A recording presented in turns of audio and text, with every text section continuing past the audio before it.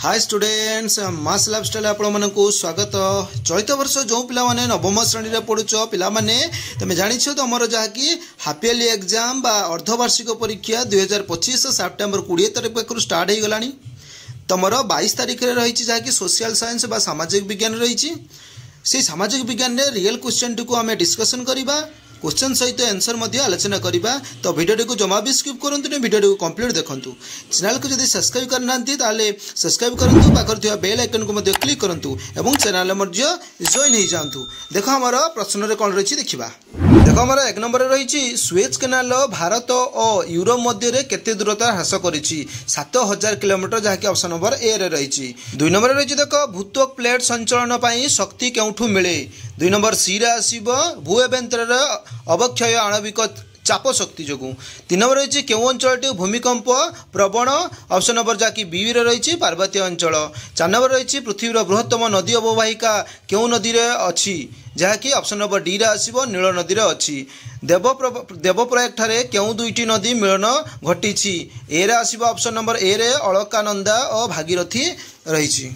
देख 6 नंबर कौन रही जे गभीर जल में तरंगर दैर्घ्य अधिक हेले कौन घटे। कौन घटे जहाँकि ऑप्शन नंबर ए रही तरंगर उच्चता वृद्धि पाए। 7 रही मौसुमी वायु प्रयाग पर्यायक्रमे सुखिला पाग और वर्षा पाग प्रदान कले यह कौन कह जाए। 7 नंबर जहाँकि आसब बी आसब जहाँकि मौसुमी अवमन। 8 नंबर दिखाई देख जे मैसूरी हिमालय पर्वतमालार क्यों भागरे अवस्थित। क्यों भागरे ऑप्शन नंबर डी रे रही हिमाचल रे अवस्थित।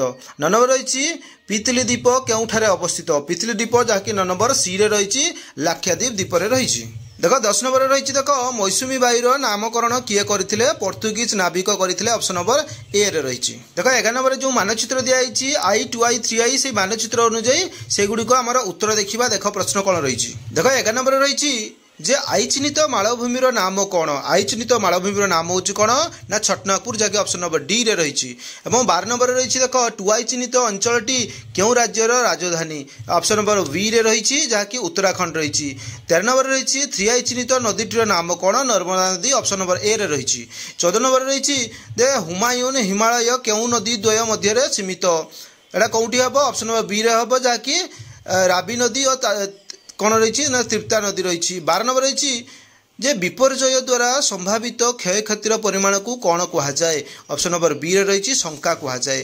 देख 16 नंबर कौन रही देख जे विश्व विकास चिठा क्या द्वारा प्रकाश पाई विश्व बैंक, जहाँकि ऑप्शन नंबर ए रे रही। 17 नंबर रही देख अर्थनैतिक विकास क्या सहित सहमत नुहे, जहाँकि ऑप्शन नंबर डी रे रही सहरांचल पानीय जल जोगाण में गुरुत्व। 18 नंबर रही देख निम्नोक्त केउटी मानव विकास सूचकर उपादान नुहे, ऑप्शन नंबर सी रे रही उत्पादन। देख 19 नंबर कौन दिखाई किए समाजवादी अर्थव्यवस्थार जनक अटंती, कार्ल मार्क्स अटंती, ऑप्शन नंबर बी रे रही। 20 नंबर देखिए निम्नोक्त केउ देशटी निम्न आय वर्ग विकासोन्मुखी देश नुहे, श्रीलंका आसब जहाँकि ऑप्शन नंबर डी रे रही।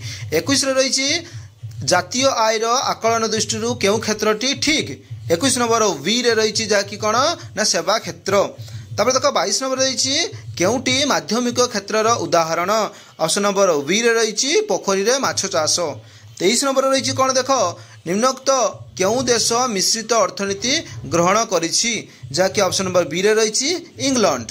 देख 24 नंबर रही जे केउठी विकसित देशर लक्षण अटे, जहाँकि ऑप्शन नंबर वी रे रही नियंत्रित जनसंख्या। 25 नंबर रही निम्नोक्त मध्य केउठी भारतीय अर्थव्यवस्थार यौथ क्षेत्र नुहे, 25 नंबर डी रे आसीब जहाँकि अत्यावश्यक द्रव्य बंटन। तापर 26 नंबर दिखाई देख जे मोरक्को क्यों प्राकृतिक संपद रे परिपूर्ण थिला, लुहा, ऑप्शन नंबर डी रे रही।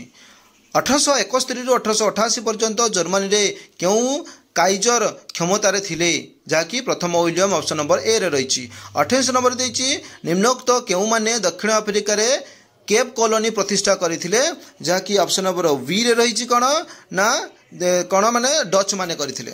तब देख 29 नंबर देछि कहार आर्थिक सहायता रे आंतर्जातिक बंगु संघ गठन करा जाइथिला, कंगु संघ गठन करा जाइथिला, जहाँकि बी ऑप्शन नंबर बी रे आसीबो द्वितीय लियोपोल्ड आसीबो। केउ देश रे प्रथमे शिल्प विप्लव आरंभ होइथिला, इंग्लैंड रे प्रथमे, जहाँकि ऑप्शन नंबर सी रे रही इंग्लैंड हेबो उत्तर।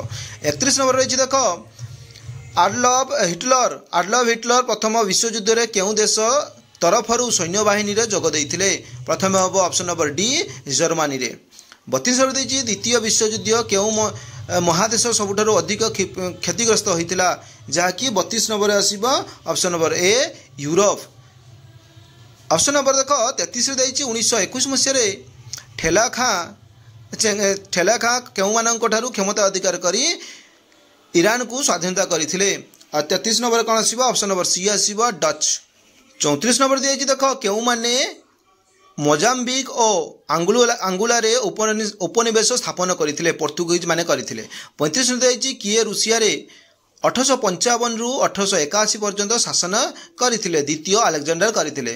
36 ନମ୍ବର ଦିଆଯାଇଛି ଦେଖ ଯେ କାହାର ସଭାପତିତ୍ୱରେ 1900 ଜଣ ପ୍ରତିନିଧି ଦ୍ୱାରା କୋଭେନାଣ୍ଟର ଚିଠା ପ୍ରସ୍ତୁତ ହୋଇଥିଲା? ଅପସନ୍ ନମ୍ବର ଡିରେ ରହିଛି ନା ଇଏଡ୍ ଜର୍ଜ। ତାପରେ 37 ନମ୍ବର ଦିଆଯାଇଛି ଦେଖ ଯେ ରାଷ୍ଟ୍ରମାନଙ୍କ ମଧ୍ୟରେ ଥିବା ବିବାଦଗୁଡ଼ିକ ଶାନ୍ତିପୂର୍ଣ୍ଣ ଭାବରେ ସମାଧାନ କରିବା କାହାର ମୁଖ୍ୟ କାର୍ଯ୍ୟ ଥିଲା? ଅପସନ୍ ନମ୍ବର 37 ନମ୍ବର ଏ ଆସିବ ଆନ୍ତର୍ଜାତିକ ନ୍ୟାୟାଳୟ। 38ରେ ଅଛି ଦେଖ ଯେ କେବେ ସଂଯୁକ୍ତ ରାଷ୍ଟ୍ରସଂଘର ସାଧାରଣ ସଭା ମାନବାଧିକାରକୁ ଆଇନଗତ ମର୍ଯ୍ୟାଦା ଦେଲା? 38 ନମ୍ବର ଯାହାକି ଅପସନ୍ ନମ୍ବର ବି ଆସିବ 1967 ମସିହାରେ। 39 ନମ୍ବର ଦେଇଛି 1498 ମସିହାରେ ମେ ମାସ 20 ତାରିଖରେ ଭାସ୍କୋଡାଗାମା ଭାରତର କେଉଁ ବନ୍ଦରରେ ପଦାର୍ପଣ କରିଥିଲା? ଏଟା ସମସ୍ତେ ଜାଣିଛ କାଲିକଟ ଠାରେ। ଅପସନ୍ ନମ୍ବର ଏ ରେ ରହିଛି।